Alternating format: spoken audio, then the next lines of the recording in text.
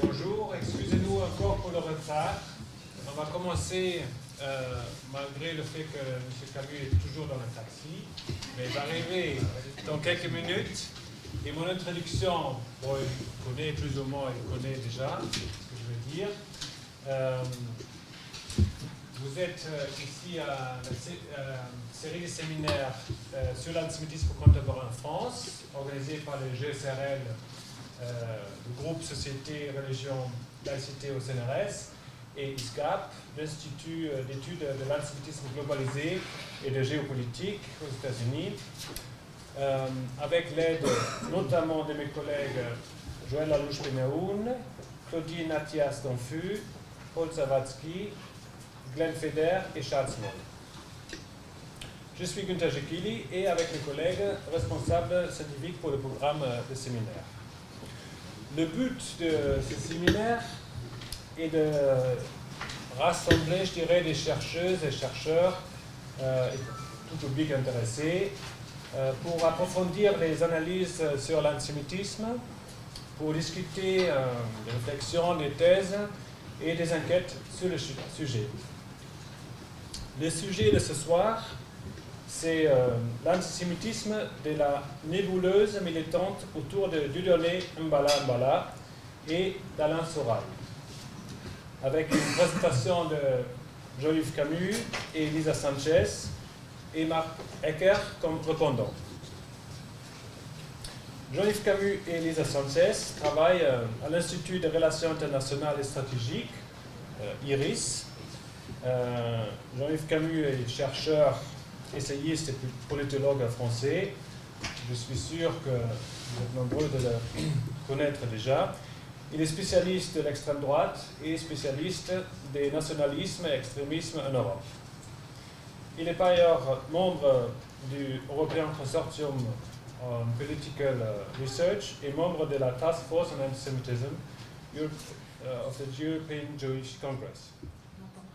Non. Ah, je prends peut-être le micro. Voilà. Ah oui, ça va beaucoup mieux. Voilà.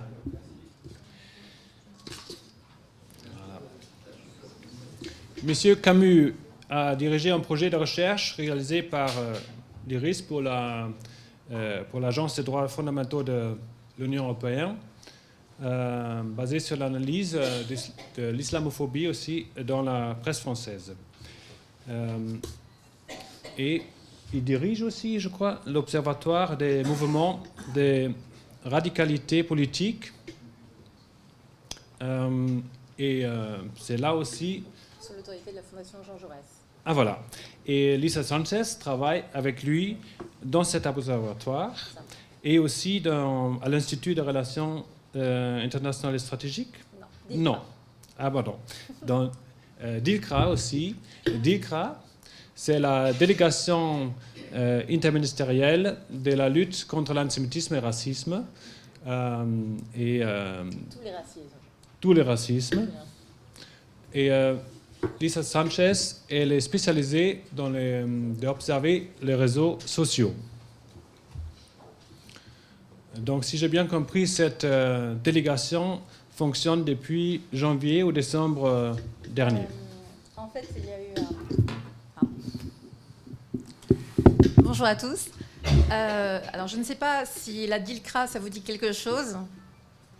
Si ? Non. Bon, d'accord. On a du boulot. En fait,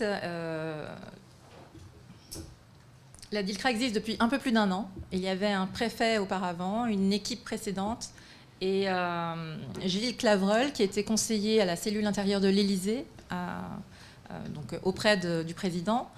Gilles Clavreul a été nommé préfet et délégué interministériel de la lutte contre l'antisémitisme et le racisme. Ça, c'était avant les attentats, au mois de décembre dernier. Il a constitué son cabinet. On est en train de le finaliser. Moi, j'ai été appelée il y a déjà à peu près 15 jours. J'ai travaillé auparavant à Matignon, au cabinet du Premier ministre, et j'étais chargée aussi de la veille des réseaux sociaux, la montée de l'antisémitisme, tous les racismes sur Internet, d'observer ça et de rendre des comptes au sein du cabinet du Premier ministre. Alors, je ne me suis pas spécialisée uniquement sur Dieudonné et Soral, parce que la montée de tous les racismes et de l'antisémitisme, de l'islamophobie, des actes antichrétiens également, ça touche toute la société, ça touche tout le monde. Tout le monde est concerné. Du coup, le gouvernement a pris la mesure, l'ampleur du phénomène et a donc demandé à Gilles Clavreul de constituer son équipe et de faire des propositions concrètes. Donc on est une petite task force. On est sous l'autorité. Auparavant, la DILCRA était sous l'autorité du ministère de l'Intérieur. Ça a changé avec le Premier ministre actuel, Manuel Valls. Nous sommes désormais rattachés à Matignon directement. Donc j'imagine plus de moyens et on va... dès que moi, je suis chargée de la veille des réseaux sociaux et d'Internet, donc tout ce qui est blog, forum, tout ce qui touche aussi à un Internet un peu plus obscur. Je suis à la trace les nouveaux comportements de nos adolescents. Je suis tenue de faire une note de veille tous les soirs et de prévenir le gouvernement et tous mes collègues qui sont mes homologues, il y a une cellule Internet dans chaque ministère. Voilà. Donc, comme c'est la première fois que je m'exprime en public, je suis désolée, je suis un peu... je vais chercher mes mots. On n'a pas l'habitude, en fait, de demander à des membres des cabinets ministériels d'être invités à des conférences, mais j'ai trouvé que le sujet était très intéressant et depuis les attentats, tout le monde est très concerné par ces phénomènes-là et c'est normal que vous attendiez des réponses. Et nous aussi, nous sommes déjà passés à l'action avec la campagne anti-djihad que vous avez tous pu voir, qui a été lancée par le gouvernement. D'ailleurs, j'aurais aimé savoir si ça avait eu un impact. Je ne sais pas ce que vous en avez pensé. Non ? La vidéo, la campagne anti-djihad. C'est passé sur France 2, sur toutes les chaînes, non ? C'est un clip vidéo, en fait, qui a été lancé la semaine dernière, il y a très peu de temps, en fait. Nous avons repris les codes des djihadistes et nous avons voulu, en fait, montrer, surtout, c'est ciblé essentiellement aux adolescents, aux jeunes, qui sont toute la journée, à l'école et après sur Internet, mais ils sont toute la journée avec leur iPhone, que ce soit à la récréation, que ce soit en rentrant chez eux. Le soir, ils ne décrochent pas non plus. Ils sont constamment, du matin au soir, avec ça, et dans leur chambre avec Internet. Et comment vous pensez c'est accessible ou comment parce que si on met quelque chose à la télé, c'est une chose. Mais comment ça arrive dans les réseaux Alors, la campagne anti-djihad, pour le coup, je vous invite à aller cliquer sur le site du gouvernement.fr, campagne anti-djihad, qui est la campagne gouvernementale pour... en fait, nous, c'était ciblé, rassurer les parents, rassurer aussi la majorité de la population, les Français. On a pris la mesure, l'ampleur du phénomène, et on s'est adressé directement aux adolescents. En reprenant leurs codes, c'est-à-dire les codes des vidéos de la propagande des djihadistes, donc une production hollywoodienne avec des images chocs, avec des slogans très simples, mais que les ados comprennent. Donc on a fait une sorte de contre-propagande qu'on a organisée avec les mêmes images, mais avec des messages qui leur permet, en tout cas à certains jeunes, de ne pas poursuivre, de ne pas continuer, de ne pas tomber dans le piège. Évidemment, ce ne sera pas la solution, mais c'est pour l'instant un premier pas. Il y en aura d'autres au sein du gouvernement. Mais pour en revenir à mon domaine, qui est la traque des actes et de la propagation, la propagande en quelque sorte de cette propagande antisémite, cette propagande islamophobe, antichrétienne. On a une propagande très importante, raciste, oui, qui se répand partout. Et alors, je ne sais pas si je peux vous développer. Peut-être ce que c'est intéressant de voir maintenant comment ce petit vidéo, ce vidéo que vous avez produit, comment c'est discuté. vous observez les réseaux sociaux. Comment c'est discuté ces vidéos? Oui. Alors, n'importe quel parent concerné, responsable, va être rassuré par cette mesure-là. Je me mets à la place d'un adolescent de 15 ans. Je ne vais pas y croire. Enfin, je ne vais pas... on a suivi, j'ai suivi le retour de ce qui avait été sur les réseaux sociaux de ces jeunes. Beaucoup ne se sont pas sentis concernés. Ça a été détourné aussi. C'est un outil pour le gouvernement. Ce ne sera pas une fin en soi. Il nous reste à produire encore beaucoup plus d'éléments de langage, de fascicules, une méthodologie. Je ne parlerai pas pour le ministère de l'Éducation nationale, mais qui a pris également, ils ont pris plusieurs mesures pour contrer notamment les théories du complot, qui vont avec, évidemment, l'expansion de Dieudonné, Soral, et toute cette nébuleuse qui est... alors, pour nous, c'est totalement délirant. Et vous le savez, parce que vous n'avez qu'à regarder une vidéo de Dieudonné ou de Soral, ou de Farida Belgoul, ou de Saïm Laïbi, enfin, tout ce qui compose cette nébuleuse s'appelle, sur Internet, la dissidence. Voilà. C'est un monde à part. Ils appellent ça être contre le système, donc contre la société actuelle. Et ça fait plus de 10 ans que ça dure. C'est pas de maintenant. Ça fait 10-15 ans que ces gens-là s'expriment sur Internet. Dieudonné et Soral ont compris très rapidement que les réseaux sociaux leur apportaient en fait une caisse de résonance, un écho retentissant auprès des jeunes, notamment. Les jeunes, ça commence à 12 ans. 11 ans, on a des jeunes qui ont vu des vidéos de Dieudonné, de Soral, d'autres qui sont moins connus, plus confidentiels, mais qui ont à peu près le même discours. Je pense à d'autres comme Jo Le Corbeau, qui vont absolument ne rien vous dire, mais ce sont des fidèles, puisque, comme tout mouvement sectaire, je pense... je vais pas... c'est exactement... Ça ressemble à une secte, c'est ça. Ces jeunes-là, quand on leur parle vraiment, sans langue de bois, dans la cour de récréation ou dans la rue, et vous leur demandez qu'est-ce qu'ils pensent de Dieudonné ou de Soral, pour beaucoup de jeunes, ils sont populaires, ils sont très aimés des adolescents, ils sont transgressifs, du coup ça leur plaît, ils parlent exactement le langage des jeunes, et c'est là où nous n'avons pas pu, en fait, je pense qu'on s'est rendu compte beaucoup trop tard de ce qui est en train de se passer chez de nombreux jeunes. Là, je vous le dis avec beaucoup de franchise, on aurait dû s'en rendre compte bien avant. C'est pas une nouveauté. On aurait dû se rendre compte de... tout le monde connaît Dieudonné, tout le monde a grandi avec Dieudonné. On a des parents aujourd'hui de 35 ans qui ont des gamins plus jeunes. Ces parents-là, on a tous ri avec les sketchs d'Elie Semoun et Dieudonné dans les années 90, fin 90. À l'époque, Dieudonné n'était pas aussi radical. Le fait de sombrer ensuite dans le révisionnisme le plus pur, ça a désarçonné beaucoup de gens, et notamment des gens issus de la gauche. Puisque je vous rappelle que Dieudonné était quelqu'un qui était une icône à gauche du combat antiraciste.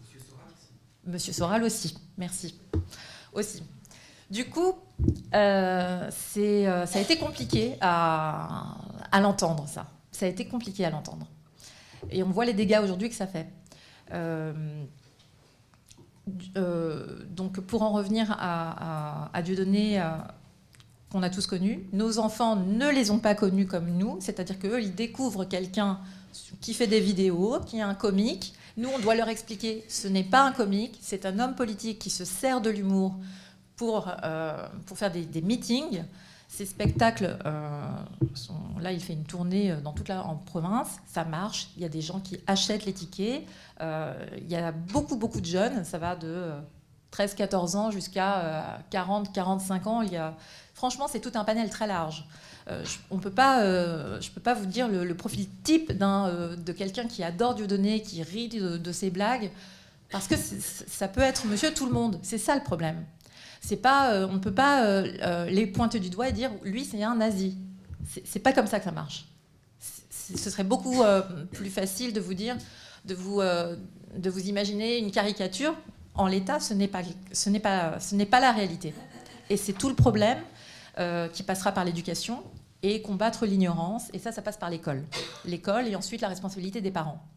De regarder et de suivre les enfants, ceux qu'ils regardent dans leur chambre, sur Internet, quand ils s'enferment, et sur les iPhones.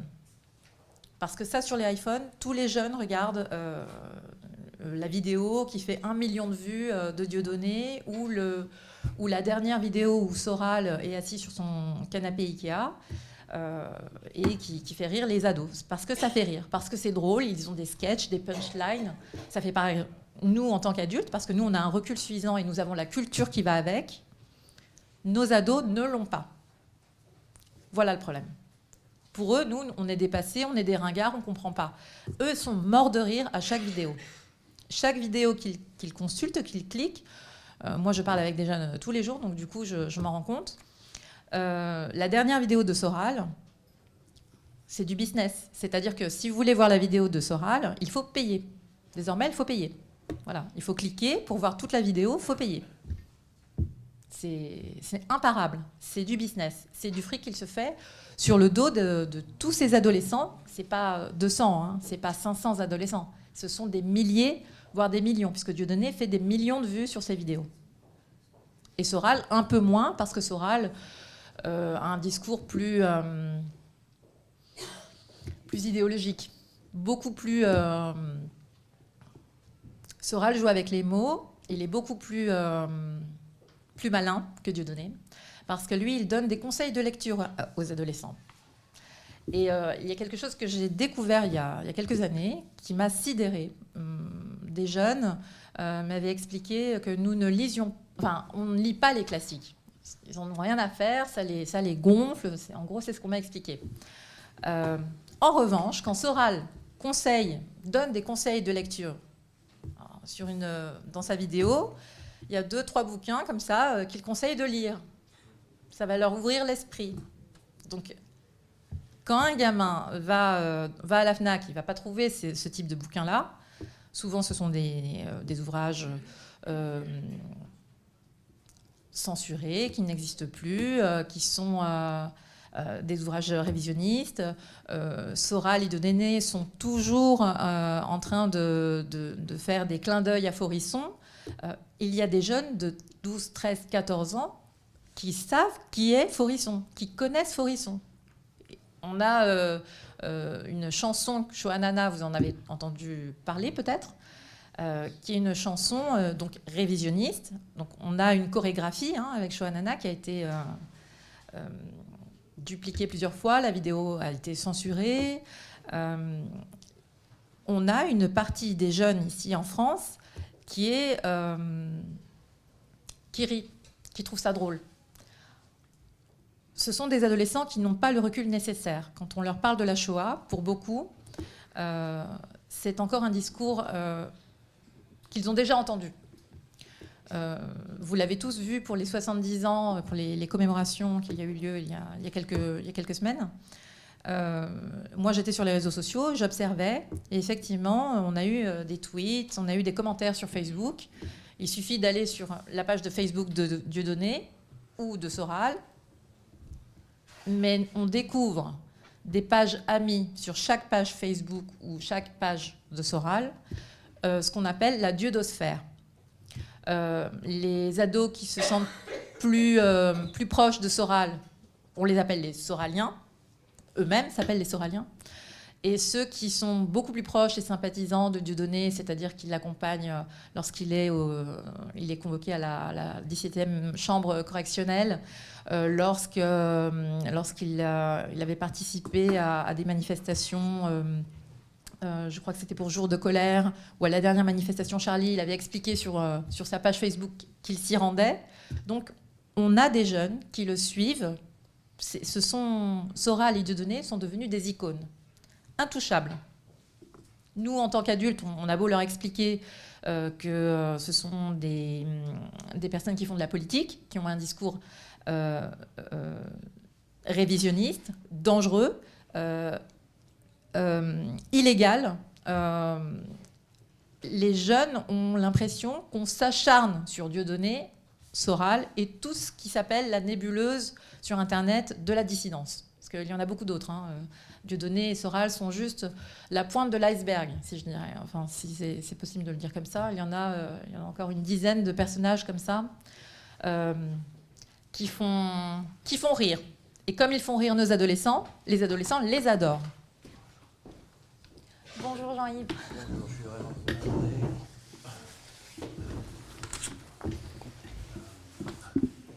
Je vais commencer. Bonjour. Non, bonjour. Bonjour. Laissons continuer, je suis vraiment Très bien, peut-être un peu pour ce retard. On peut vous laisser 2-3 minutes pour ça. Et je peux prendre l'occasion de présenter. Je vous avais présenté déjà dans votre absence. Et je vais présenter aussi Marc Acker brièvement. Et après, vous pouvez peut-être continuer la discussion ou votre intervention. Madame Sanchez nous a déjà expliqué les réseaux sociaux et Dieudonné et de Dieudonnosphère. Et après, on peut peut-être vers, je dirais, 5h30, je ne sais pas combien de temps vous avez besoin, donner l'occasion d'abord à M. Acker de vous poser quelques questions et on peut rentrer dans la discussion, si ça vous va, comme ça. Tout à fait. Le droit de poser des questions. Après, oui. Ah, ok. Oui. Et pour l'enregistrement, on n'a pas eu l'occasion de parler avant. Donc, est-ce que vous êtes d'accord pour Oui. l'enregistrement? Très bien. Donc, j'avais quelques demandes aussi pour l'enregistrement. C'est d'accord jusqu'à la discussion. Yeah? L'intervention de M. Acker, je vous prie de ne pas l'enregistrer. Et aussi la discussion ensuite, ça n'a pas enregistré. Donc, M. Acker est chercheur au Centre des études de sécurité de l'IFRI. L'IFRI, c'est l'Institut français des relations internationales. Et il est aussi rédacteur en chef adjoint de politique étrangère. Marc Acker est docteur en sciences politiques de l'Université Paris 1. Il a écrit plusieurs livres, donc le plus récent, le plus récent aussi, et le plus intéressant aussi pour ce soir, je crois que c'est Intifada française, 2012. Mais il a également écrit War 2.0, Irregular Warfare in the Information Age, avec Thomas Reid en 2009. Il a publié de nombreux articles dans des revues françaises et étrangères, dans commentaires, études internationales politiques, policy review et aussi dans la presse. Donc, nous avons ce soir des représentants des deux think tanks excellents qui travaillent sur les relations internationales. Et ce soir, nous parlons de Dieudonné Mbala et d'Alain Soral.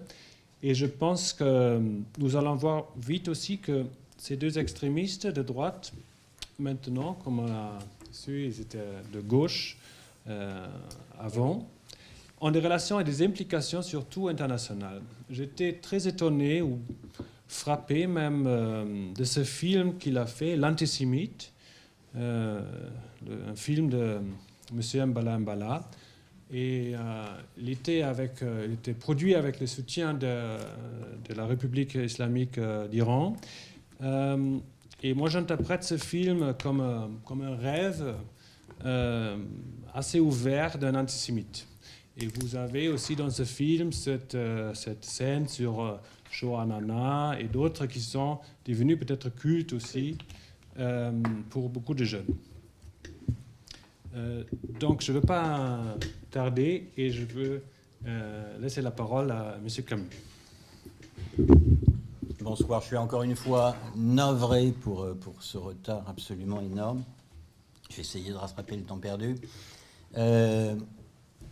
Par où commencer? D'abord par le fait que le qualificatif d'extrémiste de droite qui vient d'être accolé au nom de Dieudonné Balambala et d'Alain Soral peut induire en erreur.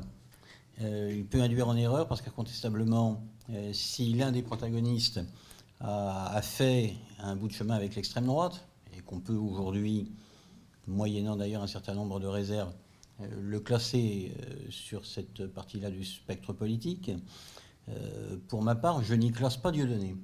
Et je ne l'y classe pas aujourd'hui, et pas davantage, à partir du moment où il a abandonné sa carrière de comique, talentueux au demeurant, pour entrer en politique. Je crois qu'il y a dans son trajet, dans les raisons de son évolution, dans le discours qu'il tient aujourd'hui, quelque chose qui est au contraire en résonance profonde avec un certain dévoiement de thèmes qui sont propres à la gauche de la gauche, où il a commencé, et qui font que ces alliés circonstanciels sont effectivement des hommes d'extrême droite, que dans son passage de sa carrière de comédien à quelque chose de plus proprement politique, il a très certainement été cornaqué, influencé par des gens qui sont à l'extrême droite, mais que malgré tout, il y a dans ces schémas de pensée quelque chose qui provient d'un milieu parfaitement différent. Alors, d'abord, une précision sur l'ensemble du système de pensée Dieudonné. Pour moi, Dieudonné, plus encore que Soral, est le représentant de ces gens qui construisent une pensée mythique au sens où Lévi-Strauss l'entendait.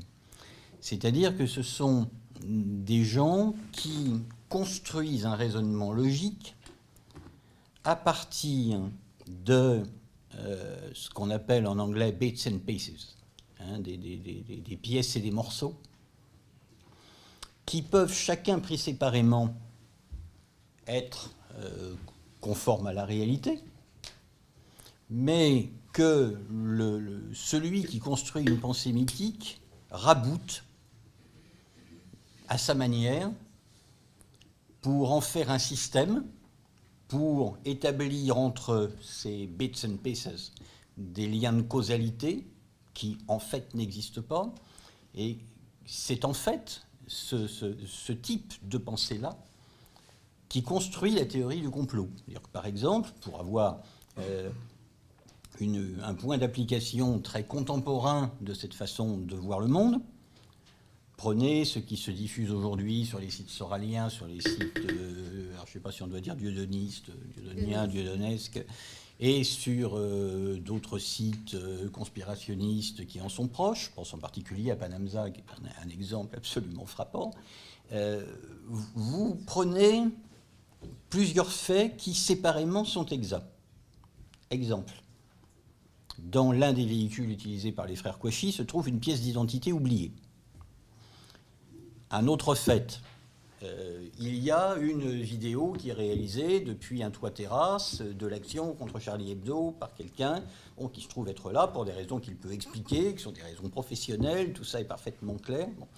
Vous raboutez ça avec le fait qu'en plus, les acteurs de l'attaque sont habillés d'une manière qui évoque la chose militaire, qu'ils se déplacent avec une façon de marcher qui évoque des gens qui ont été dans l'armée, ont subi un certain type d'entraînement. Pris séparément, chacune de ces choses est juste. Mais si vous essayez d'établir entre eux, des liens logiques pour construire un système, vous aboutissez à quelque chose qui n'a strictement ni queue ni tête et qui ne repose que sur la théorie du soupçon et vous permet de partir sur une théorie du complot qui consiste à dire si jamais ils ont effectivement oublié une pièce d'identité dans la voiture, ça n'est pas tout simplement parce qu'ils sont étourdis ou pour d'autres raisons, par exemple parce qu'ils voulaient mourir en martyr mais qu'ils voulaient malgré tout qu'on puisse les identifier, c'est parce que derrière, il y a une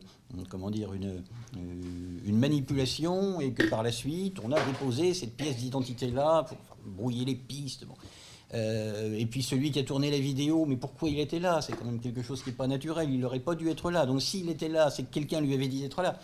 Voilà, ça c'est le système de pensée de ce monde tout entier, mais c'est aussi plus que ça. Je m'explique. Jusqu'au début des années 2000, Dieudonné fait une carrière de comédien qui est doublée par un engagement qui est un engagement non pas politique au sens de politique partisane, mais on va dire citoyen, selon un mot à la mode. Il s'engage à Dreux contre le Front National, il est candidat, il monte une liste, il a quelques velléités d'imiter le modèle de Coluche en se présentant à l'élection présidentielle. Et il est déjà dans quelques schémas de pensée qu'il continue à porter aujourd'hui. Le premier, c'est évidemment la contestation du système, dont jamais aucune définition précise n'est donnée. Le second, c'est l'idée extrêmement importante de la caste. C'est-à-dire que c'est un homme qui est en lutte dans tous ses domaines d'activité contre ce qu'il estime être une élite autoproclamée qui monopolise les places et le spolie. Le point d'entrée vers la politique, me semble-t-il, de Dieudonné, le moment de bascule, c'est beaucoup moins sa fâcherie avec son ancien compère Elie Semoun que le moment où, en 2002, il présente au Centre national du cinéma un projet de film sur le Code noir, ce qui en soi est un sujet légitime.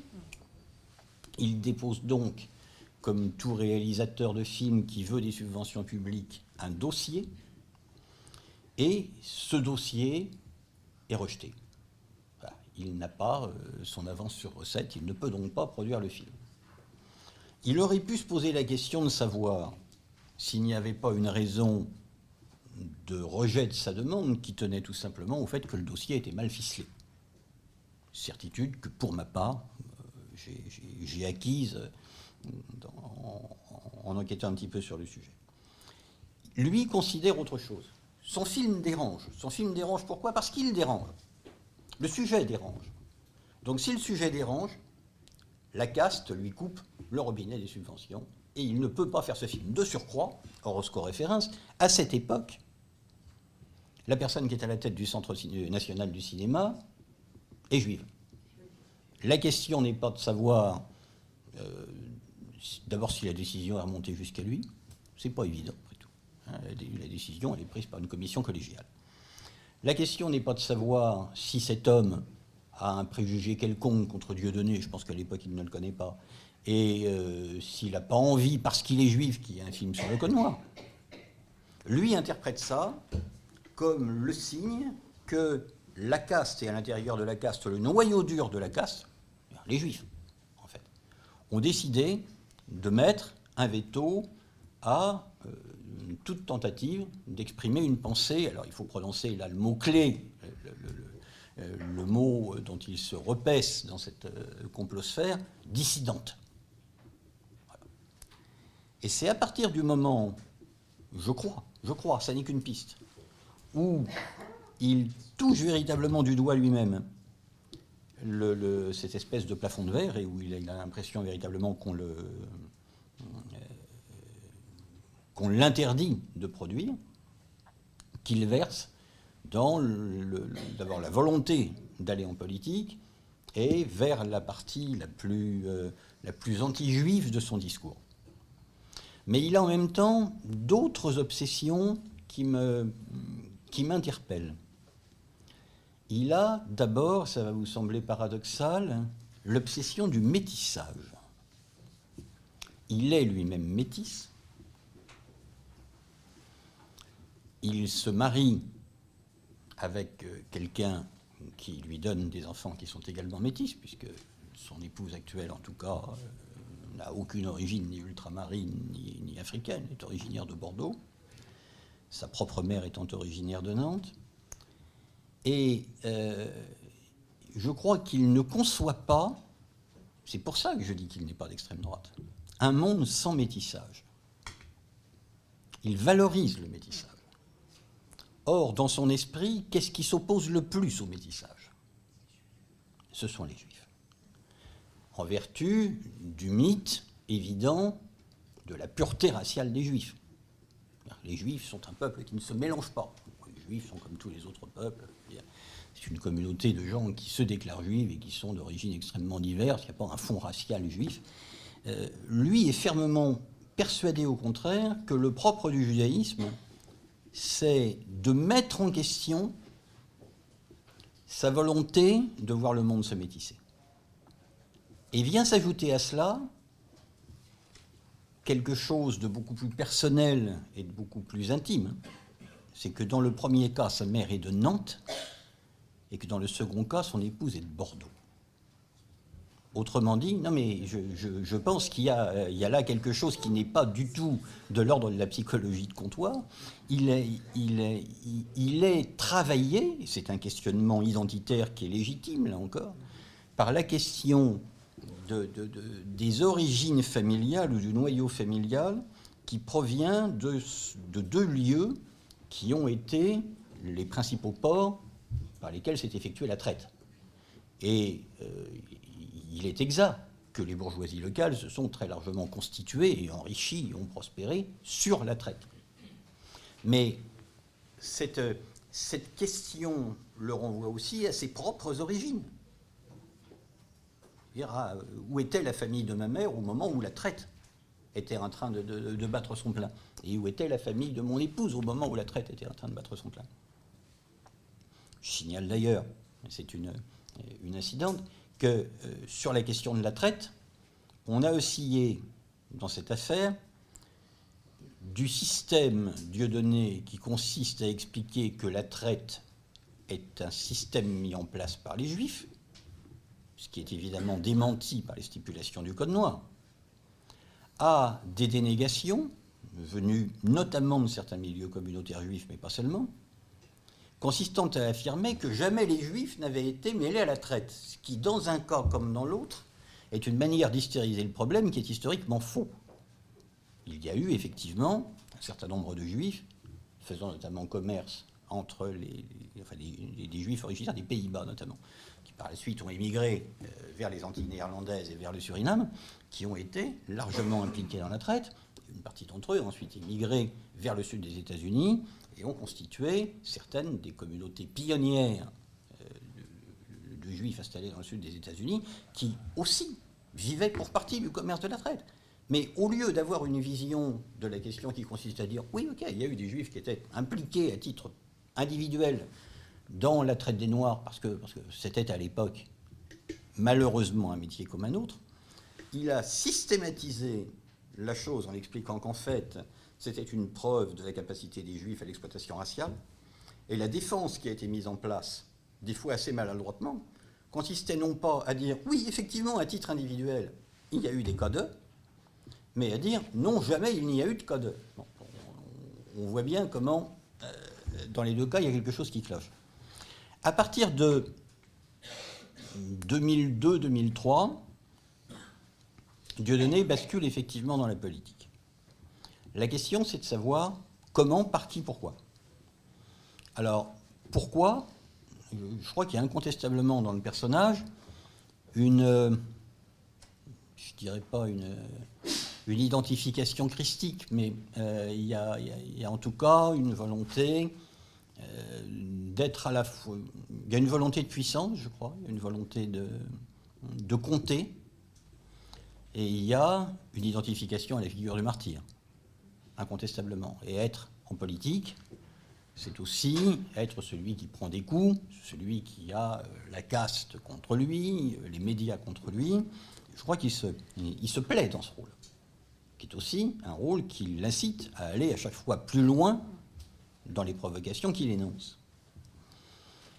Il se trouve simplement, ce me semble, que s'il avait été seul, ou du moins avec uniquement autour de lui son entourage d'alors, il n'aurait pas pris le même chemin que s'il avait rencontré en cours de parcours un certain nombre de militants d'ultra-droite qui avaient compris que le nouveau potentiel de l'expression antisémite n'était plus dans l'extrême droite traditionnelle, mais dans ce que Pierre-André Taguieff a appelé le nouvel antisémitisme, même si pour ma part j'ai émis des réserves maintes fois sur l'utilisation du terme, on va dire vers l'apparition sur le marché de l'antisémitisme de nouveaux acteurs et de nouvelles catégories parmi lesquelles il était possible de propager ce type d'idées.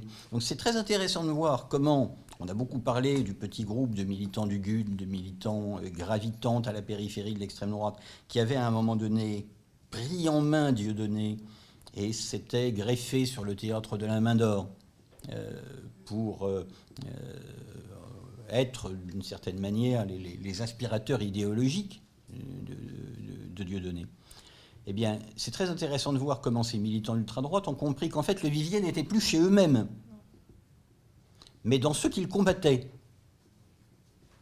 notamment dans une frange des Français issus de l'immigration, chez des islamistes que par ailleurs ils honnissent, chez des gens qui sont issus de la matrice de l'extrême gauche ou de l'ultra-gauche, dont on ne peut pas dire non plus que ces militants du GUD soient particulièrement friands, mais ils ont en tout cas compris avant les autres, et en tout cas avant bien des observateurs médiatiques et pas mal d'intellectuels, où était le potentiel. Et ils ont compris que ce potentiel, ils ne pouvaient pas le capter eux-mêmes, et que même Marine Le Pen avait du mal à le capter elle-même.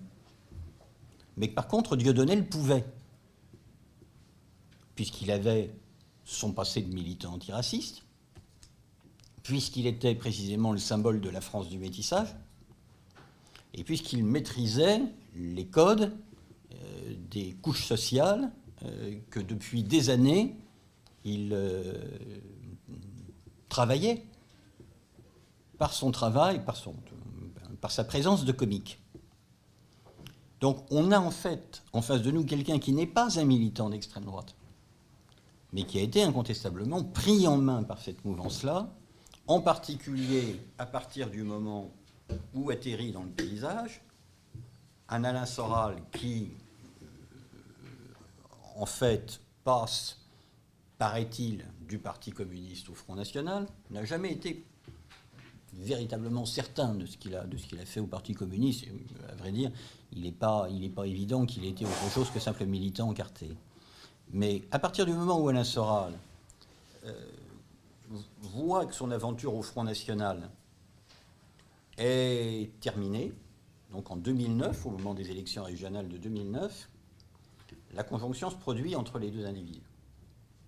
Pour mémoire, Alain Soral passe au FN, devient membre du comité central du Front National, acquiert une influence idéologique auprès de Jean-Marie Le Pen, est l'artisan pendant la campagne de 2007 d'une inflexion assez intéressante du discours visant à amener au FN une partie du, entre guillemets, vote musulman, par la fameuse déclaration de Jean-Marie Le Pen sur la dalle d'Argenteuil, sur les Français de souche et les Français de branche, voulant signifier par là aux immigrés, notamment de confession musulmane, qu'ils n'étaient peut-être pas français par la biologie, mais qu'en tout cas, ils l'étaient devenus à part entière, et qu'ils pouvaient le devenir.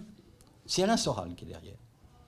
Mais le problème d'Alain Soral, c'est qu'il ne veut pas uniquement être un idéologue, il ne veut pas simplement être un conseiller. Il ne veut pas simplement monter des coups, comme le fait d'être celui qui arrange la venue de Dieudonné à la convention du Front National, à la convention présidentielle du Front National. C'est évidemment lui qui a arrangé l'affaire, mais ce rôle de conseiller occulte ne lui sied pas. Il veut faire de la politique et il veut être élu. Donc il présente sa candidature à l'investiture pour être tête de liste du Front National aux élections régionales en Île-de-France. Et apparemment, voilà, pas de certitude non plus sur tout cela, mais apparemment ça rôle un peu dans l'appareil frontiste, jusqu'à Marine Le Pen, qui considère que le personnage est assez incontrôlable et qu'on ne peut pas lui confier de rôle de chef de délégation dans une assemblée comme le Conseil régional d'Île-de-France. Donc il n'est pas investi. Alors s'il n'est pas investi, évidemment, lui, Alain Soral, il ne revient pas à la place de conseiller de l'ombre, il dit, puisqu'on ne veut pas de moi, je quitte. Et il fonde la égalité et réconciliation, et c'est bel et bien la rencontre de l'individu Dieudonné et la petite galaxie qu'il y a autour, avec Alain Soral et égalité et réconciliation, devenue autonome par rapport au FN, qui produit la nébuleuse qu'on a aujourd'hui. Dont je voudrais quand même dire aussi que si elle se caractérise principalement par sa capacité à s'exprimer sur le web et sur les réseaux sociaux, et donc à aller à la conquête d'une génération pour qui la pensée politique, ou plutôt le zapping politique, et la formation de l'opinion se font par ces biais-là, et non plus par le militantisme classique ou par la lecture, eh bien, cette mouvance Dieudonné, elle n'est pas uniquement n'est pas uniquement une pensée 2.0. Je crois qu'il y a une réelle imprégnation politique d'un nombre important de Français, en tout cas parmi les plus jeunes, et je crois qu'au fil des années, un certain nombre des idées de Dieudonné et de ses compères ont fini par, j'allais dire, par irriguer la société française beaucoup plus profondément que simplement par la visibilité qu'elles acquièrent par la multiplication des sites Internet. Notamment, effectivement, ces idées défendues par Alain Soral à longueur de vidéos, de la dissidence contre le système et de la casse. Mais derrière, évidemment, derrière la dissidence contre le système et la casse, il y a, ça c'est le geste fétiche de Dieudonné qu'il a encore répété l'autre jour à son procès le montre, il y a quelque chose qui est au-dessus. Alors c'est quoi ce qui est au-dessus et qu'il désigne du doigt? C'est quoi le soleil? Le soleil, c'est les Juifs. C'est les Juifs. Le soleil, c'est les Juifs. À chaque vidéo, c'est devenu un running gag pour les jeunes. Vous entendez ça dans le métro, dans la rue, quand ils sont entre eux, dans un café, au McDo, dans un kebab. Vous avez tous entendu, au-dessus, c'est le soleil.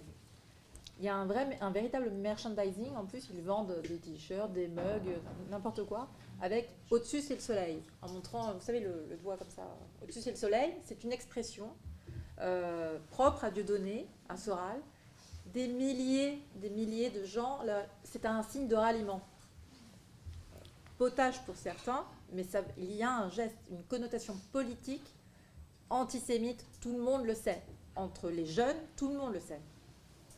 Donc de même que la Terre tourne autour du Soleil, la Terre tourne autour de ce qu'il y a au-dessus d'elle. Et au-dessus d'elle, il y a ce qui est intouchable. Il y a ce qui n'est pas visible et ce qui est intouchable. Et ce qu'il désigne comme étant effectivement au-dessus, c'est les Juifs. Parce que la Terre tourne autour des Juifs. Vous savez bien.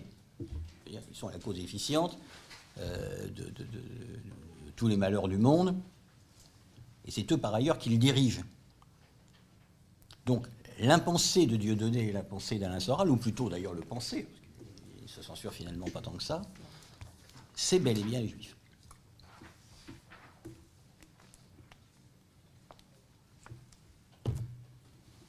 Alors la question qui se pose maintenant, c'est de savoir si cette idéologie-là peut avoir une portée véritablement politique, c'est-à-dire si un jour elle peut déboucher sur une expression partisane, sur une participation électorale, Bref, sur quelque chose qui soit de l'ordre de la compétition pour le pouvoir. Il y a eu une tentative. Cette tentative, c'est celle modeste des élections régionales de 2009 et de la liste dite antisioniste présentée par Dieudonné, Alain Soral, et un patchwork invraisemblable, je ne vais pas les égrener un à un avec leur CV, ça n'aurait aucun sens, mais de militants provenant pour certains de l'ultra-gauche, pour certains de la droite extrême la plus radicale, et qui arrivent en politique française avec cet intitulé qui n'a jamais existé, liste antisioniste. Quel sens ça a de présenter pour un scrutin régional une liste antisioniste, alors que bon, les assemblées régionales ne sont pas là pour discuter de la politique étrangère de la France, mais pour se battre sur les enjeux locaux. Mais Jean-Yves, essayez d'expliquer ça aux jeunes qui sont pour la cause palestinienne. Alors, sur les marchés. J'y viens. Ce qu'il y a d'intéressant dans les résultats de la liste antisioniste, que je vous conseille de retrouver sur Internet et de comparer avec les résultats de la liste Euro-Palestine au scrutin de 2004, dans la même circonscription géographique, c'est que cette liste atteint des scores qui paraissent effectivement élevés dans un certain nombre de communes de l'agglomération parisienne, en particulier des communes du 93, du 94, voire du 95, Garges-les-Gonesse notamment. 10% des suffrages exprimés dans un certain nombre de cas, mais en même temps, il y a un échec relatif de la liste antisioniste, parce que quand on compare les résultats de cette liste et de la liste Euro-Palestine de 2004, on constate, à commune égale bien entendu, une importante déperdition de voix. Ce qui veut dire que l'ensemble de ceux qui ont voté sur l'enjeu Palestine en 2004, donc sur l'intitulé clair Euro-Palestine, et soutien à la frange la plus intransigeante du mouvement national palestinien, ne s'est pas retrouvé dans l'intitulé liste antisioniste. Ça me paraît quand même assez intéressant. On sait qu'il y a eu, à l'intérieur d'Euro-Palestine notamment, une phase dans laquelle les animateurs ont trouvé qu'il pouvait y avoir un certain nombre de convergences avec Dieudonné et ses amis, et puis que dans un second temps, ils ont considéré que l'homme était en dérive idéologique et que,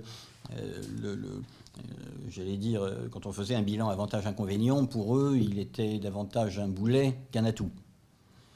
On sait également, quand on connaît un petit peu l'histoire du mouvement pro-palestinien à l'époque, qu'un certain nombre de militants connus, je pense à Michel Warszawski, je pense à Dominique Vidal, je pense même à Legla Chaïd, qui était actif sur ce terrain-là, ont fait en sorte que Dieudonné n'ait pas de situation prééminente à l'intérieur de la frange radicale du mouvement pro-palestinien, parce qu'il leur apparaissait nettement que l'homme était en dérive idéologique, et que le discours n'était plus un discours antisioniste. Ce que je dis là ne vaut pas caution des idées des personnes dont je parle, mais il y a eu un certain nombre et on a des traces en tout cas dans la littérature journalistique, il y a eu des discussions extrêmement âpres à l'intérieur de cette mouvance, et il y a eu parmi les militants pro-palestiniens historiques, notamment ceux de France-Palestine Solidarité, qui ont une carapace idéologique, une colonne vertébrale idéologique, généralement celle du PC ou de l'extrême gauche des années 70.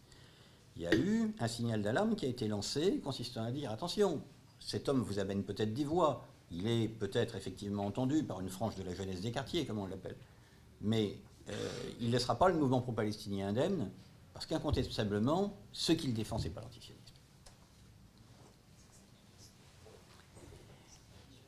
Depuis, il n'y a pas eu de tentative politique de Dieudonné, il n'y a pas eu de tentative de création de parti politique, mis à part ce parti politique mort-né, là, ou plutôt pas né, la Réconciliation nationale, dont on nous promet qu'il va être lancé depuis maintenant l'automne dernier, qui a un logo sur Internet, on sait pas mal d'avoir trouvé le logo, c'est un peu en avant, mais pour l'instant, il n'y a pas de structure. Et s'il n'y a pas de structure Et si, à mon avis, il n'y a pas d'avenir, c'est pour une raison qui est assez simple.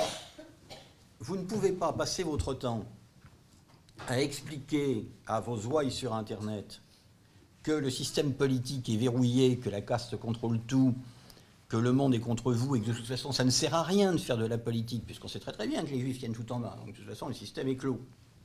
Une fois que vous avez dit ça, vous ne pouvez pas inciter vos partisans à aller voter. Et il y a une contradiction qui est apparemment insusceptible en l'état d'être résolue, ou bien véritablement vous mobilisez vos partisans et vous leur dites il y a une faille dans le système, vous allez vous déplacer aux urnes et vous allez faire chuter ce système, c'est ce que Marine Le Pen fait, ou bien alors vous leur expliquez, comme le font Soral et Dieudonné, que nous vivons dans un système de dictature juive, grosso modo, pour faire court, c'est de ça dont il s'agit, et que le monde entier est cadenassé, et dans des cas comme ça, vous aboutissez à cette génération de jeunes qui passent leur vie derrière leur écran à regarder des vidéos d'Alain Soral sur Internet, et qui, une fois qu'ils ont appuyé sur le bouton stop, ne font alors rien, c'est la première option, ou qui, deuxième option, sont, pour certains, sans doute, des auteurs d'actes antisémites plus ou moins graves,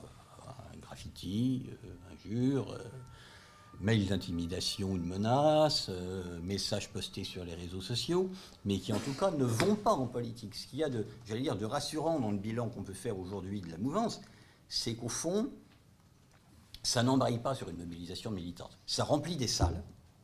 Et je crois qu'il ne faut pas négliger ce phénomène-là, parce qu'honnêtement, j'en parle d'autant plus volontiers que c'est ma ville, donc je vois un petit peu quand même comment on y déplace du monde. Faire pratiquement 6000 personnes aux Zénith de Nantes, c'est assez considérable. C'est assez considérable. Mais en même temps, ça a une limite. C'est qu'une fois qu'ils sont ressortis du spectacle, l'immense majorité des spectateurs considèrent qu'elle a rempli son contrat. Et que l'étape suivante, c'est ou d'acheter le livre, notamment ceux de Soral, Comprendre l'Empire a été un vrai succès de librairie, ou bien alors, ils retournent à la case vidéo. Et ils sont en fait dans un monde parallèle, hein, dans une sorte de société parallèle, où le contact avec le réel n'est plus la manière de se construire une opinion. Seul compte l'information alternative qu'on trouve dans les multiples sites, mais je pense que Lisa a dû vous en parler, de réinformation, de la dissidence, ou de toute cette, ce qu'on appelle nous la complosphère, mais qui en tout cas se fixe une mission, encore une fois, quasi messianique, qui est de déconstruire tout ce qui peut être le discours, entre guillemets, officiel, le discours de la caste. L'information qu'on voit à la télévision est fausse, celle qu'on lit dans les journaux est fausse, celle qu'on voit sur les versions Internet des principaux journaux papier est fausse. Tout cela est manipulé, donc on crée effectivement des dizaines de sites qui vous fournissent une information, des milliers, voire plus si on est un peu polyglotte, qui vous fournissent à longueur de temps des contenus vidéo et du décryptage de l'information. Sauf que le décryptage, c'est une chose, quelque chose d'absolument scientifiquement légitime. Mais là, on n'est pas dans le décryptage de l'information. On est dans ce que je considère, moi, comme étant une forme de désinformation. Des articles qui n'ont ni queue ni tête et qui se basent sur absolument rien. Oui, mais Dieudonné et Soral réussissent malgré tout à donner des grilles de lecture aux ados, jusqu'aux jeunes adultes. Comment expliquez-vous le fait qu'il y ait des jeunes adolescents qui ne lisent pas, qui ne lisent plus les classiques, ou les livres d'histoire qu'on a au lycée, et qui en parlent sur leur forum, disent « Merci Soral, merci Dieudonné.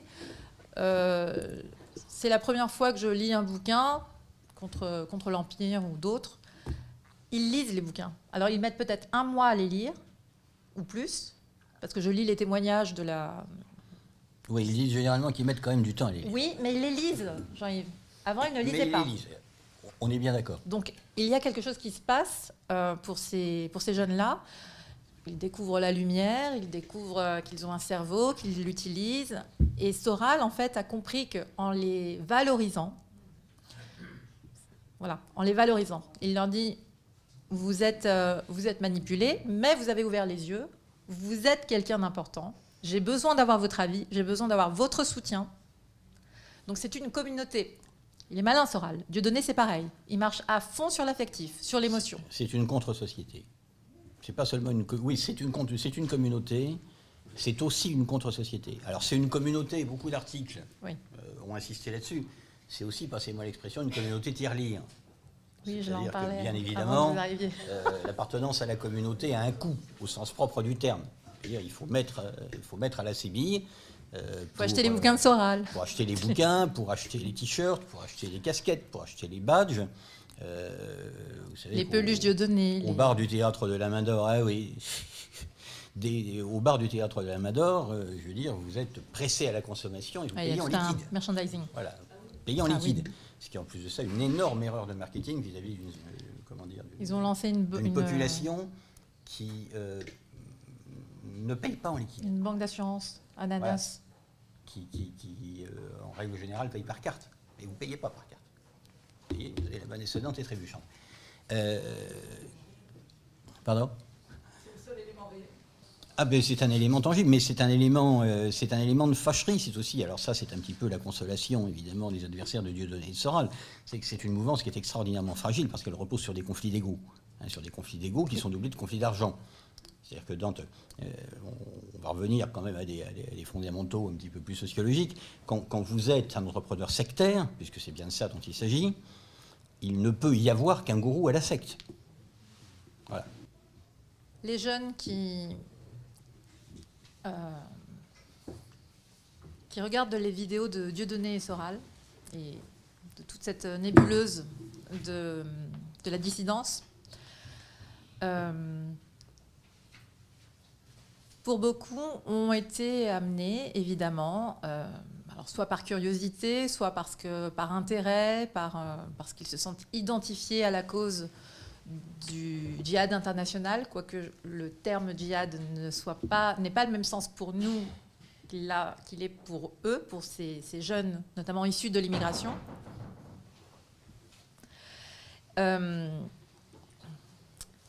Ces jeunes-là alors, je vais être franche, qui aiment Dieudonné.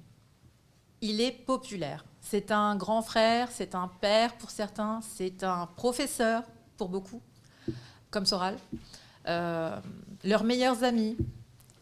Sur Internet, il faut que vous compreniez qu'il n'y a pas de frontière entre le temps, il n'y a pas de frontière entre le virtuel, le réel, tout se mélange. Les vidéos de Dieudonné sont vues aux États-Unis, au Canada, partout. Notamment dans les pays francophones aussi. Donc il a des dieudonistes au Maroc, il a des dieudonistes en Algérie, il a des dieudonistes en Suisse, en Allemagne, en Belgique, très nombreux en Belgique, en Angleterre. Dieudonné est aujourd'hui connu. On peut le déplorer, mais c'est la réalité. Donc les passerelles avec ceux qui sont partis, je parle parce que je suis sur les réseaux sociaux, donc je suis ces gamins-là alors on a des gamins qui peut avoir 13-14 ans, c'est leur crise d'ado, il ne faut pas non plus prendre tout pour argent comptant. Certains qui disent, alors qu'on a les services de renseignement qui sont en ce moment sur les dents, quand on a un jeune de 14-15 ans qui est dans la provoque, qui explique qu'il admire les djihadistes, qu'ils ne sont pas des djihadistes, mais leurs frères moujahidines. Excusez-moi pour la prononciation. Leur combat est noble. Ils se sentent valorisés en tant que musulmans, jeunes Français de confession musulmane. Ils ne se sentent pas valorisés en France, ils ne se sentent pas valorisés à l'école, où ils sont pour la plupart en échec scolaire. Ils se sentent valorisés en regardant une vidéo de Dieudonné, de Soral, de la dissidence. Et lorsque Koulibaly et les frères Kouachi ont commis ces actes atroces, évidemment, les jeunes n'ont pas applaudi, n'ont pas été assez stupides, pour certains, de le déclarer ouvertement sur les réseaux sociaux. Mais ce serait être malhonnête intellectuellement que de vous dire le contraire. C'est-à-dire que de vous dire qu'il y avait des jeunes qui se sont sentis identifiés aux frères Kouachi et à Koulibaly. Les passerelles avec Dieudonné ne sont pas clairement définies. C'est là toute la complexité des réseaux sociaux. Je retrouve dans la diodosphère des jeunes, des moins jeunes. Donc, c'était pour répondre aussi à votre question du profil type. On a un exemple de mère de famille qui va pour la première fois dans un spectacle en province voir Dieudonné. Parce qu'elle a entendu parler tellement de Dieudonné ces dernières années. Elle n'a jamais vu un sketch. Elle n'a pas de compte Facebook, mais elle en a entendu parler. Le spectacle interdit, pas interdit. Elle attend la décision du préfet. Elle a déjà payé son billet. Elle va y aller avec une voisine, une collègue. Peu importe. Elle va y aller. Elle va se faire elle-même une opinion. Sylviane, 58 ans, elle vient avec son beau-frère, sa belle-fille. Ils y vont en famille. C'est ça qu'il faut comprendre. Ils y vont en famille, pour certains. Ils y vont en couple. Les jeunes y vont en bande. C'est pas 10 € les spectacles de Dieudonné. Hein. Ils sont chers quand même. Donc il faut économiser un petit peu pour pouvoir y aller. Quand on a la chance d'y aller, il n'est pas interdit le spectacle. Parce que là aussi, il y a tout un suspense. On ne sait pas s'il va être interdit, s'il va être censuré. Comme c'est transgressif, ça plaît, ça séduit, ça attire l'attention. Et puis, quand ils sortent des spectacles, on a des gens qui disent « mais je ne comprends pas, le gouvernement a tellement, en a fait tellement. » Moi, j'écoute ce que disent les gens. Il n'a pas été antisémite, il n'y a pas eu de propos qui a choqué tout le monde. On a ri, on a parlé de l'actualité. Dieudonné nous a tous fait rire. On était morts de rire, pliés de rire, à en pleurer. Des sketchs sur tous les sujets de société. Donc ce ne sont pas que des jeunes issus de l'immigration maghrébine ou africaine. C'est toute condition sociale. Vraiment. Je le dis, on a des CSP+, on a des jeunes étudiants, on a des gens intellectuels, on a ce type de gens aussi dans le public de Dieudonné. Ça peut être choquant, ça peut être étrange, parce que ce n'est pas souvent le discours qu'on entend régulièrement. D'ailleurs, les jeunes ne supportent pas qu'on les prenne pour des abrutis ignorants et instables psychologiquement, parce que justement, ils comprennent, en fait, ils savent qu'on ne va pas lâcher Dieudonné. On ne peut pas lâcher Dieudonné ou Soral, parce que leur discours porte. Et les passerelles avec donc ces jeunes-là qui sont en construction, il ne faut pas oublier que ce sont des adolescents qui sont très influençables. Quand ils écoutent, ils boivent les paroles de Dieudonné, de Soral. Certains ne comprennent même pas les termes de révisionnisme, antisémitisme. Vous en prenez 3 là, dans la cour de récréation, 15-16 ans, dans des collèges ou dans des lycées, lycées professionnels, lycées publics, ou même à la fac, vous leur demandez la différence entre sionisme et antisionisme. Les garçons, enfin les enfants, les adolescents, les jeunes adultes de moins de 35 ans sont incapables de vous donner la définition. Elle est là, la réalité. Donc, Dieudonné Soral surfe sur l'ignorance, sur des connaissances approximatives de ces gamins-là. Et ça, il faut le dire et le répéter. Alors, ça plaît pas toujours, mais c'est la réalité. Donc, quand on a des gamins qui rêvent éventuellement de partir en Syrie, combattre le système, justement, puisqu'ils sont ici, ils se réclament être anti-système en ayant pour héros, pour icône absolue, intouchable, Dieudonné et Soral. Ils se disent, la suite logique, évidemment, moi, j'ai rien à faire ici. Ici, je ne me reconnais pas dans cette société-là, décadente. On a toute une rhétorique, hein, en fait. C'est logique, c'est ce que j'expliquais à Jean-Yves. Ça fait des années qu'on en parle. Tous les soirs, je suis sur Internet, sur les réseaux sociaux, une vraie geek. Et donc, ou une no-life, pour ceux qui connaissent bien Internet. Et du coup, ces jeunes-là, quand ils vous disent, très sincèrement, 15-16 ans, 18 ans, 19 ans, certains ne voient pas le mal de partir à l'étranger, combattre. Ils ont vu les vidéos de décapitation. Ils les ont vues. Nous, c'est juste insoutenable de regarder la vidéo jusqu'au bout. On sait ce qui va se passer, c'est abject. On ne peut pas continuer à regarder les vidéos. Quel intérêt pour nous? Ces gamins-là sont, pour beaucoup d'adolescents ou de jeunes adultes, ça ne les impressionne pas plus que ça. Ils sont nés à la télévision, c'est la génération Internet. Une décapitation, ça choque plus personne. Hein. Ça ne, non mais sincèrement, il y a du sang, on voit tout. C'est vraiment c'est trash. Le mec, l'équivalent d'un petit bonhomme qu'on tue dans un jeu vidéo. Exactement. Comme ces jeunes jouent aux jeux vidéo. Alors je fais pas le procès des jeux vidéo. Mais il faut mettre les choses il faut remettre les choses dans le contexte.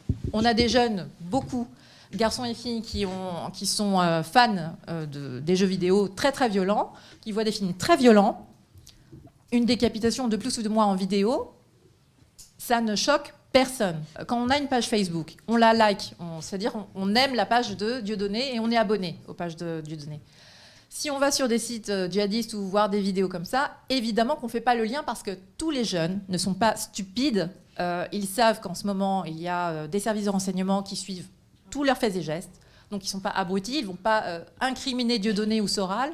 Au contraire, ils vont les protéger. Donc si ces jeunes-là parlent ouvertement sur les forums, sur les blogs, tu as vu la dernière vidéo de Dieudonné, il est fantastique, maintenant il va se lancer en politique, va falloir voter pour lui ou pour le candidat au futur départemental, que sais-je. Ce sont des jeunes qui ont aujourd'hui, ils ont 15, 16, 17 ans, ou certains jeunes majeurs. Peut-être on peut laisser la parole à M. Camus, et après on va ouvrir tout de suite des questions. Je vais ajouter un petit quelque chose sur ce point-là et enchaîner sur l'autre série de questions de Marc Ecker. Sur la question du lien Dieudonné du djihadisme. Sous réserve de ce que les services de renseignement français ou étrangers d'ailleurs pourront nous dire, après avoir débriefé celles et ceux qui partent, éventuellement reviendraient et diraient quelque chose, on ne peut pas établir aujourd'hui un lien juridique entre la nébuleuse Dieudonné et le passage au djihad. Autrement dit, je ne vois pas comment, dans l'état actuel des choses, on pourrait poursuivre Dieudonné ou l'un ou l'autre de ses amis sur la base d'une incrimination juridique qui tiendrait la route. Il y a une raison, évidemment, de prudence rhétorique dans la manière dont il parle, mais il y a également une autre raison, c'est que, comme cela vient de vous être dit, tout ne se dit pas sur les forums. C'est-à-dire que dans la nébuleuse djihadiste aujourd'hui, on utilise des techniques de communication extrêmement sophistiquées qui peuvent passer au minimum par des forums cryptés et qui, au maximum, on va dire dans les cas les plus sophistiqués, comportent des systèmes de transmission de données cachés dans des images, dans des fichiers qui nécessitent effectivement d'être techniquement à niveau pour pouvoir décrypter ce type d'échange de communication. Il est bien évident qu'on n'en est pas du tout à l'échange, j'allais dire, de données ouvertes qu'on peut avoir sur un forum ou dans les commentaires d'un site. Mais pour autant, il y a quand même des schémas idéologiques qui sont en résonance. Il y a la détestation de l'Empire, puisque c'est bien l'Empire qu'on combat en Syrie, c'est bien l'Empire qu'on combat ici. Il y a la détestation des Juifs, parce que on ne le dit jamais assez, mais ce que l'on baptise Al-Qaïda n'est en vérité que l'acronyme d'une organisation dont le nom réel dit bien qu'il est un front international de lutte contre les Juifs et les Croisés, contre les Juifs et les Croisés, c'est le vrai nom de l'organisation. Et puis ensuite, il y a effectivement une fascination de la violence, c'est-à-dire une incapacité à concevoir le politique comme étant quelque chose qui se règle par les mécanismes traditionnels de la démocratie. C'est évidemment quelque chose qui, ici, n'est pas à l'ordre du jour. Il n'y a pas d'insurrection dieudoniste en vue, mais c'est quelque chose, en tout cas, qui peut se transférer là-bas. Sur les autres questions, oui, c'est une idéologie molle. C'est une idéologie labile. C'est une idéologie non systématique qui peut nous apparaître incohérente. Mais je crois que l'une des grandes erreurs que l'on fait dans l'appréciation de la cohérence idéologique aujourd'hui est liée à la cohérence et au systématisme du marxisme. J'ai l'air de m'égarer complètement, mais je crois qu'on est en plein dans le cœur du sujet. C'est-à-dire que nous avons tendance à ne considérer comme étant cohérent qu'un système idéologique extrêmement carré, extrêmement mécaniste, et on a souvent vécu dans l'idée que seules les grandes idéologies du XXe siècle étaient finalement des systèmes. Mais il y a des idéologies qui ne sont pas des systèmes, et on découvre même de plus en plus par la recherche sur le national-socialisme et sur le fascisme qu'il y avait dans ce qu'on a appelé l'idéologie nationale-socialiste des trous béants et des conflits de personnes, et des conflits de pouvoir, et des conflits idéologiques, et des incohérences majeures. Donc l'idéologie, ce n'est pas nécessairement quelque chose qui repose fermement sur ses deux pieds. Sur la question des rouges, des verts et des bruns, terme qui a été utilisé, notamment à partir de 2003-2004, à la fois par certains essayistes, je pense en particulier à Alexandre Delval, et par certains dirigeants communautaires juifs, voire même par un certain nombre d'hommes politiques. Alors là, on va passer un peu aux mathématiques, domaine dans lequel je ne suis pas nécessairement excellent, mais enfin, on va dire que il m'apparaît au moins une chose. Vous pouvez avoir 3 sous-ensembles qui ont une intersection. Ça ne fait pas nécessairement, ça ne fait même pas du tout, des sous-ensembles qui sont identiques. Ils ont à un moment donné un point d'intersection. Ce point d'intersection, ça peut être la détestation d'Israël, ça peut être la haine du juif, ça peut être la volonté d'abattre le système. Mais cela ne veut pas dire que sur d'autres facteurs, sur d'autres points, ils se rencontrent. Donc il y a des rouges qui rencontrent des verts, qui rencontrent des bruns, verts étant compris évidemment dans le sens islamiste, et non pas de militants écologistes. Mais il n'y a pas d'identité de l'idéologie rouge, de l'idéologie verte et de l'idéologie brune, au motif que sur la question de l'antisionisme ou de la question de l'antisémitisme, ils seraient en partie, et en partie seulement, d'accord. Donc la grande erreur commise dans les années 2003-2004, c'est justement de faire système à cette intersection idéologique, alors qu'en fait, il y a eu, notamment autour du théâtre de la Main d'Or, un certain nombre de convergences. Il y a eu des conférences de presse surréalistes auxquelles j'ai assisté, notamment celle qui était à rire ou à pleurer, c'est selon, où après la mort de Yasser Arafat se retrouve au théâtre de la Main d'Or une délégation de Neturei Karta qui parle aux côtés de Dieudonné, avec en maîtresse des cérémonies traductrice une militante négationniste, par ailleurs, plutôt issue de l'extrême gauche, Maria Poumier, et puis dans la salle, des militants suprémacistes noirs qui suivaient Kémy Séba, des militants néofascistes, tendance skinhead au crâne rasé. Oui, tous se retrouvent. Et ce que j'ai pu constater, effectivement, c'est que tous applaudissaient au même moment. Mais tous n'applaudissaient pas au même moment ce qui était dit pour la même raison. Et une fois que tout le monde avait franchi les portes du théâtre, direction la sortie, tout le monde retournait tout de même dans son monde clos jusqu'à la représentation d'après. C'est-à-dire que je veux bien faire preuve d'imagination, mais je ne peux pas penser, je ne vois pas comment les Neturei Karta sont idéologiquement, et encore une branche de la nébuleuse qui s'appelle Neturei Karta, peuvent être idéologiquement mis en équivalence avec des nazis ou des militants d'ultra-gauche. Cela ne tient pas debout. Ils ont un point de convergence, et à partir de ce point de convergence, pour des raisons qui sont de l'ordre, au mieux de la psychologie, au pire de la psychiatrie, il y a, à un moment donné, une mise en rapport qui débouche sur un meeting commun, avec en plus des stratégies d'instrumentalisation des uns par les autres. Mais vraiment, pour conclure là-dessus, il y a des rouges, des verts et des bruns, mais il n'y a pas un front rouge-vert-brun contre lequel la communauté juive, c'était ainsi que c'était présenté à l'époque, serait globalement en lutte. Sur la question des réactions, je dois vous dire que je ne suis pas certain de mon fait, d'une part, et que d'autre part, j'ai évolué. J'ai évolué sur la question de la pénalisation du négationnisme. Et je me le disais encore ce matin en voyant la nouvelle de la condamnation à 15 mois de prison de Vincent Renoir, qui doit être à peu près la 25e condamnation depuis le début des années 90. À un moment donné, la pénalisation ne sert plus à rien. On a pu penser, je l'ai pensé moi-même, au moment du vote de la loi Guessot, que cette loi allait avoir un effet dissuasif. Je pense que je me suis trompé. Je pense que je me suis trompé pour une raison qui est d'abord le très faible nombre de condamnations à des peines de prison ferme prononcées en France. Voilà. Donc, s'il s'agit de faire une loi pour prononcer des peines d'amende qui, par ailleurs, ne sont jamais recouvrées, on le voit d'ailleurs avec Dieudonné, c'est à peu près la même question. Après tout, à quoi bon la faire?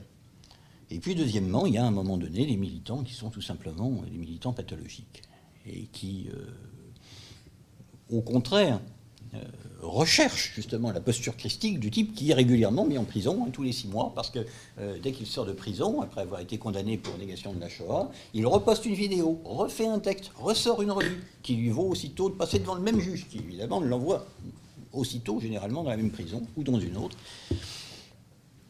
Moi je pense que la secte négationniste est morte. Et je pense qu'on est aujourd'hui dans le post-négationniste. Le post-négationnisme, il a un nom aujourd'hui, c'est ces nouveaux champions de l'antisémitisme 2.0 qui considèrent qu'il n'est même plus nécessaire de se draper derrière la négation de la réalité matérielle de la Shoah pour énoncer leur antisémitisme. On a aujourd'hui des petites figures de l'ultra-droite, notamment, qui, je pense à Hervé Ryssen, par exemple, ne s'embarrasse... Hervé Ryssen. Petite figure de la galaxie d'extrême droite sur le web et ailleurs, qui s'embarrasse même plus de nier la Shoah. Ils pensent effectivement qu'elle n'a pas eu lieu. Mais quand on regarde leur site internet ou qu'on lit leurs articles, ils sont dans les protocoles des sages de Sion. Beaucoup plus que dans Robert Faurisson et cette génération de négationnistes qui est par ailleurs en train de vieillir beaucoup, de quitter la scène et qui, à mon avis, n'aura pas de relève. Elle aura une relève, mais cette relève, elle sera dans l'antisémitisme de type drummondien, ou plutôt dans l'antisémitisme de type Julius Streicher. On est beaucoup plus dans le... Quand on lit Hervé Ryssen, quand on lit un certain nombre... L'excellent Florian Rouanet, aussi une vedette en devenir, on lit quelque chose qui est de l'antisémitisme à l'état brut, tel que le Sturmer des années 30 pouvait l'énoncer. On n'est pas du tout dans la tentative de montrer, par des raisonnements de chimistes ou de physiciens, qu'on ne pouvait pas entasser tant de corps dans une chambre à gaz et que par rapport à la vitesse à laquelle le gaz circulait, on ne pouvait pas tuer en temps de minute. Hein. On n'est pas du tout là-dedans. On est dans l'antisémitisme pur. Alors, une fois que j'ai dit ça sur l'antisémitisme, sur le négationnisme, comment réagir juridiquement au spectacle de Dieudonné? Lorsqu'ils ont été interdits il y a 1 an et demi, j'ai exprimé de manière très, très, très claire et répétée mon accord avec les mesures d'interdiction qui avaient été prises. Je pense qu'elles, pour aussi moralement justifiées qu'elles soient, parce qu'il y a effectivement quelque chose qui est constitutif du fait d'interdire en droit administratif, qui est le trouble à l'ordre public, le trouble imminent à l'ordre public. Elle n'épuise absolument pas la question. Elle n'épuise absolument pas la question. Il ne faut pas penser qu'on va pouvoir, avec des mesures d'interdiction administrative, vider les salles que Dieudonné remplit. Je pense au contraire qu'on a quelques chances, d'une part, de les faire se remplir tout autant, et d'autre part, et j'embraye là sur votre question suivante, de donner naissance à cette fameuse polémique sur le double standard, sur le 2 poids 2 mesures. notamment entre la manière dont on traite l'antisémitisme et la manière dont on traite l'islamophobie, terme que pour ma part, j'assume, sitôt qu'on le définit précisément comme étant la phobie de l'islam. Voilà, si l'islamophobie c'est la phobie de l'islam, alors le terme d'islamophobie est un terme scientifique. Peu importe à la limite qui l'a inventé, on parle toujours d'antisémitisme, et on sait parfaitement qu'il l'a inventé. Donc, admettons que l'islamophobie existe et soit scientifiquement définissable. Eh bien, il y a effectivement une manière différente de traiter aujourd'hui l'expression de l'antisémitisme et de traiter les phénomènes d'islamophobie et de racisme. Le problème, c'est pas de constater que la manière est différente, par exemple que la couverture médiatique est différente, que les peines prononcées sont différentes, que l'intérêt porté par les politiques est différent. Le problème, c'est d'inférer de cette situation de traitement différencié qu'il existe derrière une volonté cachée que les choses soient comme ça, ce qui nous renvoie à une théorie du complot. C'est ça qui est préoccupant. Mais on peut parfaitement argumenter qu'il y a effectivement un problème avec le double standard. Moi, pour ma part, je veux dire, j'avais été, à l'époque où Charlie Hebdo a publié les caricatures de ceux qui, publiant de manière assez régulière dans le journal, avaient dit « c'est effectivement dans la tradition française de les publier, mais il ne faut pas non plus que ça devienne, comment dire, la raison d'être d'un journal. » Les divergences avaient été très fortes au sein de l'équipe du journal à l'époque. Il ne faut pas que cela devienne la raison d'être d'un journal, d'être un brûlot de lutte contre l'islamisme, surtout qu'il n'est pas évident que ce soit uniquement par le biais de la caricature qu'on soit efficace contre l'islamisme. Donc je pense effectivement qu'il est dans la tradition française de critiquer toutes les religions et qui, d'ailleurs, dans le cas particulier de Charlie, qui est mis en avant par la nébuleuse Dieudonné, c'est un journal qui ne s'est jamais privé de critiquer toutes les religions de manière, je crois, assez égale, parce qu'honnêtement, le compte n'a pas été fait, mais il y a là un vrai travail universitaire à faire pour savoir exactement quelle a été la couverture accordée à, on va dire, à l'Église, en général, aux Juifs et aux rabbins, d'autre part, et à l'islam.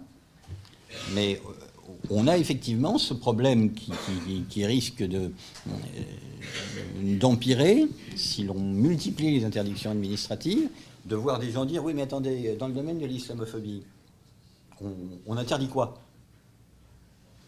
Le problème, c'est qu'on n'interdit rien. Mais alors on n'interdit rien aussi parce qu'il n'y a pas l'équivalent de Dieudonné en islamophobe, pour l'instant. La question de l'esprit critique que vous avez posée et de son rapport avec la théorie du complot est quelque chose de parfaitement central.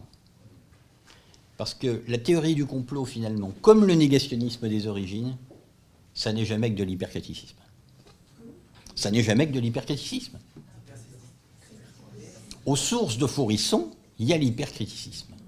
C'est-à-dire celui qui vous dit, et il est effectivement, il fait partie de ces sachants qui rejoignent les non-sachants dans la croyance dans la théorie du complot, aux sources de Faurisson, il y a l'agrégé de littérature qui vous explique que la critique, la déconstruction des poèmes de Lautréamont n'a pas été faite correctement et que lui va vous disséquer le texte et va vous en donner la quintessence cachée, occultée, pas vue par les autres, moins intelligent que lui, Faurisson. Mais au fond, tout ça, c'est de l'hypercriticisme.